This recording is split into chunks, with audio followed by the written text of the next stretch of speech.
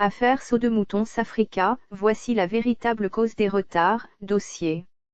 Le dossier Saut-de-Mouton a pris des proportions médiatico-politiques difficilement contrôlables. Il y a eu plusieurs versions contradictoires sur les causes du retard pris dans l'exécution de ces travaux initiés dans le cadre du programme des 100 jours du président de la République. Ces versions ont semé le doute dans l'opinion.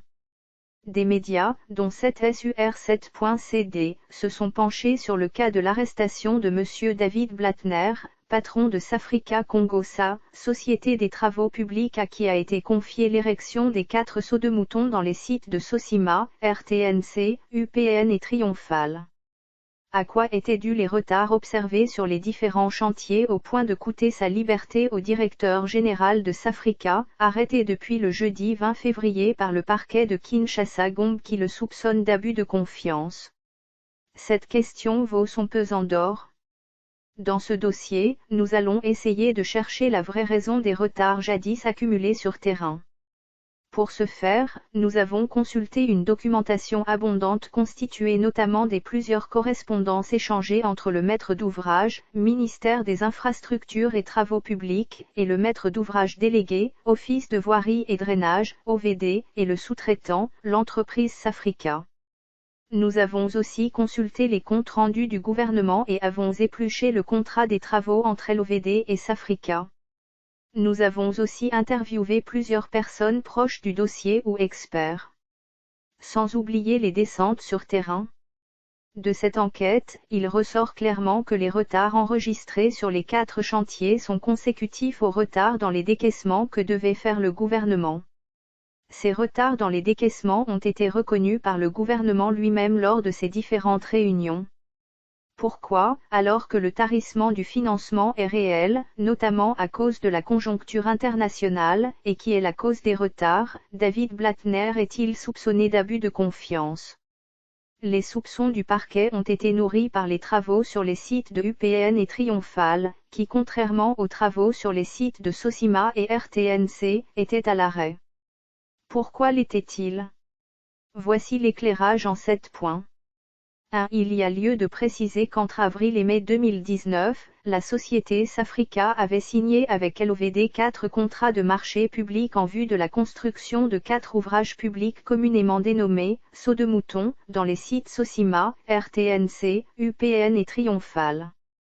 2. Avec les avances perçues de l'OVD, Safrika a procédé à l'achat et dédouanement des structures métalliques, les études géotechniques et d'impact environnemental pour la construction de 4 sauts de mouton précités. Ces structures se trouvent dans la concession Safrika Congo à Limete/Kingabwa, comme l'atteste le procès-verbal d'enquête et de descente sur les lieux par les inspecteurs du parquet et les experts du bureau technique de contrôle. 3. Pourquoi Safrika n'a pas commencé les travaux de construction des sauts de mouton de l'UPN et Triomphal, alors qu'elle a reçu une avance de 40%? Question récurrente du parquet pour justifier la prévention d'abus de confiance à charge de D. Blattner. C'est parce que l'OVD, maître d'ouvrage délégué, avait notifié Safrika dans une lettre la suspension des travaux afin d'éviter les embouteillages pour que Kinshasa ne soit pas asphyxié. Par ailleurs, cet argent a servi à l'achat des structures métalliques, aux études d'impact environnemental et aux études géotechniques. Ceci écarte tout soupçon de détournement des fonds pour les 2 sauts de mouton. 4. Au regard de ce qui précède, le caractère pénal qu'a pris cette affaire est aussi questionable. En effet, dans le contrat qui lie OVD à Safrika, il est stipulé à l'article 18 que « tout litige résultant de l'interprétation ou de l'exécution du présent contrat fera l'objet d'un arrangement à l'amiable ». En cas de désaccord persistant, le litige sera soumis à un tribunal arbitral dans les conditions prévues par l'acte uniforme de l'OADA relatif à l'arbitrage. Le volet pénal n'intervient qu'en ultime recours.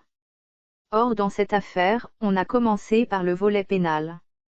5. Malgré cet aspect, D. Blattner a signé le 15 février 2020, conformément au contrat de trouver la solution à l'amiable, un acte d'engagement au ministère des Infrastructures et Travaux Publics de finir les travaux de sauts de mouton de la RTNC et Sosima au plus tard le 30 mai moyennant paiement par le gouvernement. 6. L'acompte de ce paiement a été fait après l'arrestation de D. Blattner. Logiquement, on ne peut pas payer quelqu'un qui est soupçonné de détournement. Qu'à cela ne tienne, ce paiement a permis à Safrika de reprendre les travaux en attendant d'autres paiements tels que prévus au compte-rendu de la 23 et réunion du Conseil des ministres du 28 février 2020. Le chef de l'État a instruit le Premier ministre de veiller à ce que le plan de décaissement arrêté soit scrupuleusement respecté. Auparavant, lors de la réunion interministérielle qui avait réuni autour du Premier ministre notamment les ministres des Finances, du Budget et des Infrastructures et Travaux publics, il avait été décidé de décaisser 3,5 millions de dollars chaque semaine. Le gouvernement avait constaté que le taux d'exécution des travaux avoisinait les 55% à cause de l'absence ou de l'irrégularité des décaissements, et avait promis d'y remédier en décaissement chaque semaine. Le gouvernement a tenu parole, c'est pourquoi les travaux ont repris de plus belle.